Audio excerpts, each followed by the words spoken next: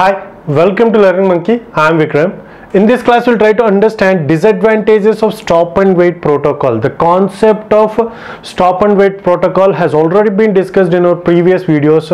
If you haven't watched that video, please watch that video and come back here. And every video in our channel is going to be a part of entire course or a playlist.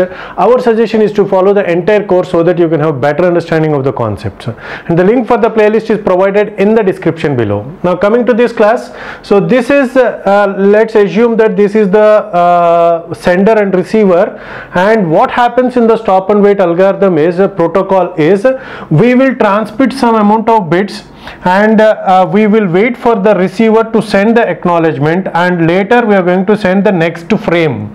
So frame by frame we are going to send. For example, if the size of the frame is 1000 bits and if the 1000 bit frame has been transmitted, after some time, so we are going to wait for the processing of the receiver, processing at the receiver, and if there are no errors, so then after receiving the data at the receiver end, the receiver is going to send the acknowledgement. After that, the sender is going to transmit the next frame. So is it an efficient way? No, it is not an efficient way. Why? Because assume that, so these are the specifications of the sender which are given. So what they are stating is, assume that a system can send, means the sender can send 20,000 bits during the time it takes for the data to go from the sender to the receiver and back again. So what they are stating is from the sender to the receiver and back again. What it means is, so a system can send 20,000 bits. So the sender can send 20,000 bits within the time of round trip, in the sense, so the time taken by the bit to transmit from here to here and from here to here, which means that transmitting the bits and sending the acknowledgement within that time. Within that time, this sender is capable of transmitting 20,000 bits. But how many bits we have transmitted? So we have waited for this period of time, right?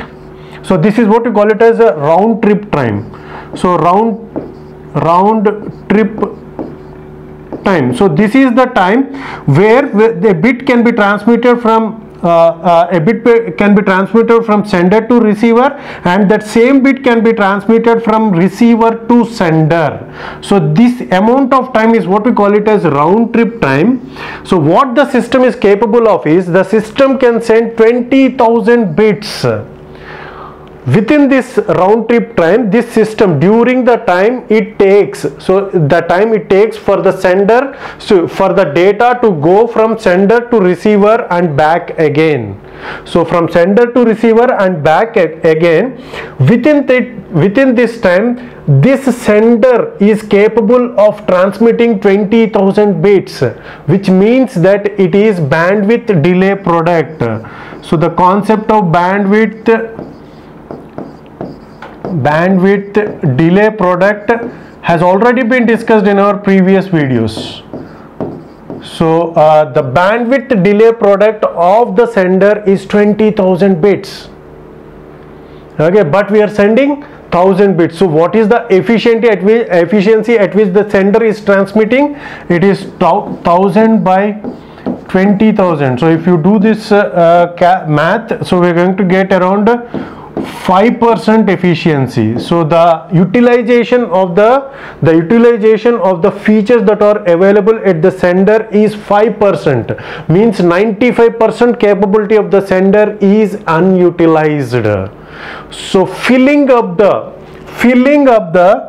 pipe is what we call it as pipelining. So what we have to do is, in the pipelining, so even though this we have to fill the capacity of this sender, so the capacity at which the sender can transmit, that entire capacity has to be filled up, So 20,000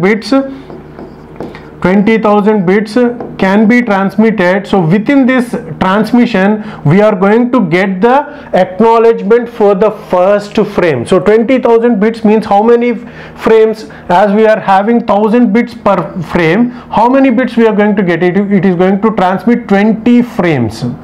So as we have said that within this round trip, which means that for the first frame to get its acknowledgement within this round trip time, so we can transmit 20 frames. So are you able to get that point? So that is what you call it as pipelining, filling up the pipe to its utmost efficiency. So what happens is the sender is going to transmit 20 frames. So that is what we call it as window size. The sender, between the sender and the receiver, we are going to fix that window size. So what happens with this is that protocol is what we call it as a sliding window protocol. So what is the window size between the sender and receiver is, it is 20 frames. As the capacity of the sender is 20,000 bits, so we can transmit 20 frames continuously. So after that, so within the time, so with 20 frames of transmission, this pipe will be full. The link between the sender and receiver will be full. But at the end of the 20th frame, what happens is the acknowledgement for the first frame will be received. First frame acknowledgement will be received. Are you able to get that point? So after receiving the first frame acknowledgement, what we can do, we can transmit the 21st frame.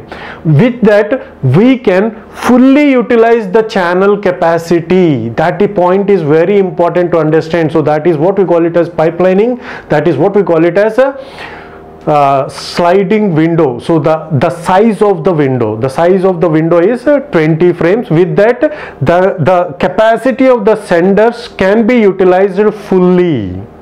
Okay, so this is how this is the demerit of the stop and wait protocol, and hope you got the clarity on this concept. Thanks for watching. If you haven't subscribed to our channel, please subscribe to our channel and press bell icon for the latest updates. And if you have any doubts regarding this concept, please post your doubt in the comment section below. And if you feel that this video is helpful to you, please give us a like symbol and please share this video with your friends so that they will also get benefited. Thanks for watching.